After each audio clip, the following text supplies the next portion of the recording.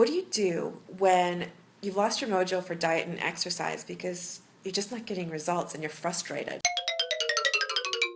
The reason why I dislike the terms diet and exercise, well, I just feel like the connotation is very diminishing.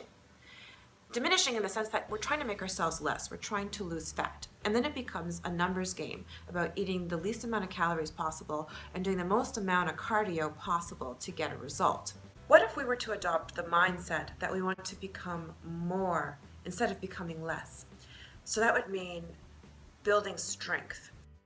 I decided to put away my bathroom scale because that was an outcome measure that was encouraging me to become less. Instead, I created more productive outcome measures. The smartest outcome measure I adopted was charting my progress in the gym. What do I mean? I document what I am able to lift. And then each week I can see that when I do the same lifts, I'm getting stronger. I'm able to increase the weight. So for me, this has been extremely empowering. I can see that I am getting results. The other thing I did that really helped me was taking a full week off of dieting and exercising. I needed a break. I was mentally and physically burnt out. I just felt like I was dragging through my workouts. I wasn't getting anything out of it anymore, and it was becoming a nasty chore, like I was just checking something off of a checkbox. So if you feel like you're burnt out with your workouts and you feel like you just can't succeed on a daily basis with your diet, then I recommend you take a full week off. How can you feel excited to do something daily when you feel like you're just a total flop every attempt you make? So listen to your body and just give it a rest. I also take days off during the week because you need to recover. That's when your muscles are going to grow. How you doing so far? You doing good? All right, so I have a question for you. Are you bored of your training regimen? Because if you are, and you feel like it's Groundhog Day, you're just doing the same thing over and over again, and you're just basically making it a numbers game to try and burn the most amount of calories possible and eat the least amount of calories possible, well, then it's time to abort that and consider adopting a new training style. I personally like to change my training regimen multiple times throughout the year. It's periodization, and it's important to do this for so many reasons. Let's list off a few. To prevent boredom, if you're constantly doing the same exercise regimen day after day, you're eventually going to get really bored of it, which will probably make you fall off the bandwagon.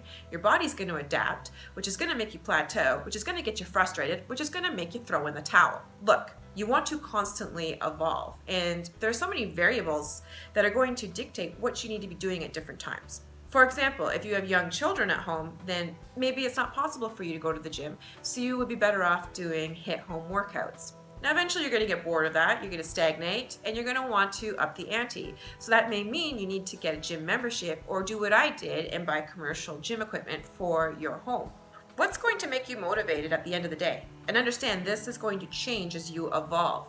For me, I'm more likely to work out if I have it in my living room. It's very inviting, and you know what? I can factor that very easily into my very busy schedule. The one thing that really helped me change my mindset was rather than just exercising to try and look good, I decided no, I want to train in order to be able to perform at what it is I want to be able to do. So for example, I have set a list of gymnastics goals that I want to be able to achieve this year. So for example, ring muscle ups, toes to bar, handstand walks. So that means I need to work on my strength as well as my mobility. And because I have a reason to work on these things, because I want to achieve my goal, I understand the importance of doing this on a regular basis, and I'm actually keen to do it because I know it's going to get me one step closer to my goal. A goal that makes me feel awesome. Much more awesome than saying, oh, well, I need to lose 5 pounds. Don't you agree? And the reality is, by achieving my goal, a byproduct is going to be losing the 5 pounds. The other thing that's really helped me is listening to my body and doing what I'm actually in the mood to do. So let's say, for example, today I had on the agenda to do front squats, but for whatever reason I woke up and I just wasn't feeling it. Things just didn't feel, it just didn't feel right that day. So no problem. What am I in the mood to do? Wow, for whatever reason I really want to do Tabata drills on my treadmill. So guess what? I'm going to do that instead. because I'm in the mood to do it, which means I'm going to kick butt at it.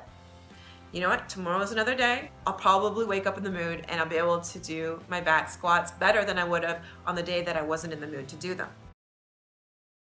Oh my, I'm like Dave Navarro with cataracts. How you doing there? Do you need to stretch a little bit? Okay. The other thing that's really helped me is not demonizing any form of exercise. So a lot of people will say, oh, well, you shouldn't be doing long distance runs if you want to achieve goal X, Y, and Z. Okay? Now, I disagree with that, and I'll tell you why. Because you have to do what you enjoy, what you love. Life is too short not to be doing what you love. And remember, just because person X says, well, I don't do long distance running, so if you want to look like me, don't do long distance running. Well, that's bull roar and rubbish, because their genetics are not your genetics. And just because you do what they do doesn't mean you're going to end up looking like them. I already know what your next question is. Sarah, does that mean it's okay for me to do a long distance run or to do a long bike ride? And the answer is absolutely. Just make sure you're factoring in sufficient rest, recovery days in your weekly regimen. You have to do what you love. Let's talk about diet. I hate that word. What if you viewed eating as fuel for your training? So stop being so OCD about it and make intelligent choices, just like what you would tell your kids. You tell your kids, hey, you have to eat your chicken and your vegetables before you're allowed to have dessert. Look, this is really simple. 80% of what you eat, you have to look after your body's nutritional needs. That's just common sense.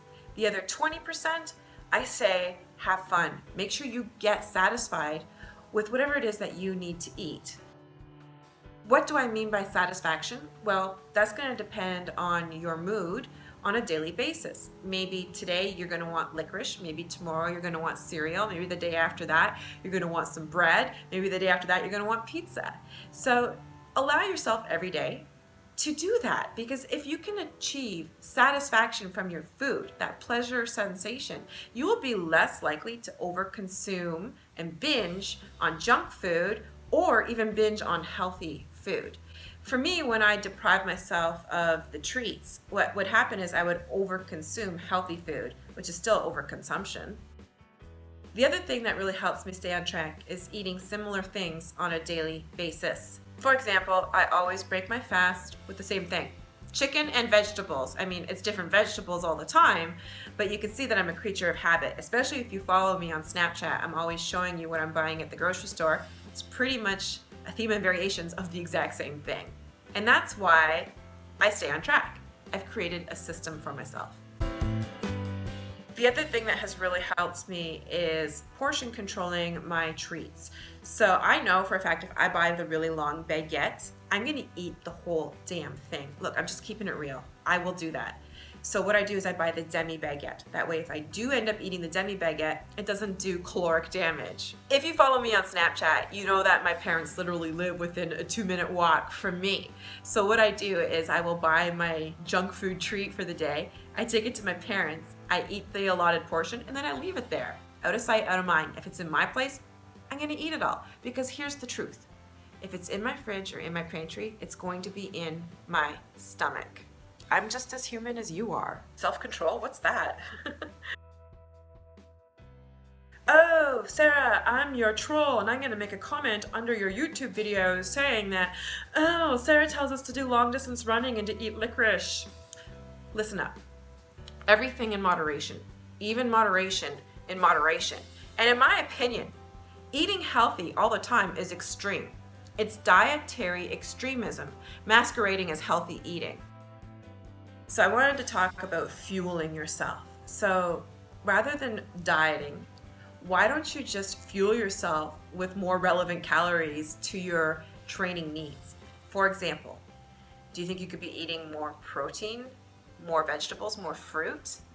Go to town on that stuff. That is fueling your body with what it needs to perform to ensure that you reach your goals. Congratulations if you made it to the end of this video. Let's review the key points. In fact, get a pen and write it down so that way you'll be able to rock and roll with a whole new mindset and get results.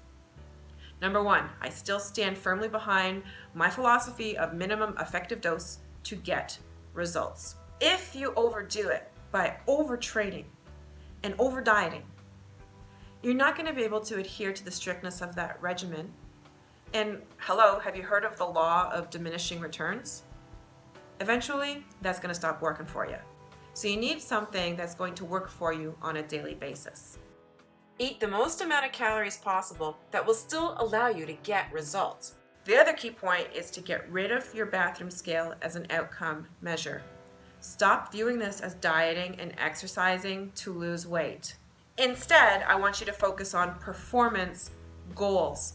This will empower you, and these are mini attainable goals that you will set each week and likely achieve, and that's going to make you feel so good about yourself. When you are strong, you will feel confident. And last but not least, you must fuel yourself so you can achieve your performance goals. That means fueling yourself with proper nutrition on a daily basis 80% of the time, and then for the other 20% of your daily calories, ensure you are achieving dietary satisfaction. If what you are doing right now is not making you excited to work out, is not making you feel accomplished, then it's time for a change. Embrace the evolution and step outside your comfort zone.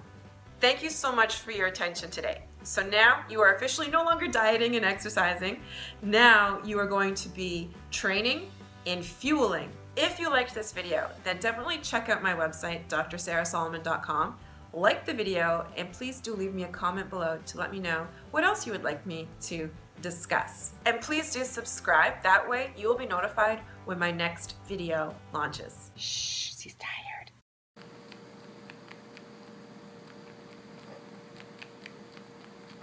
Breastfeeding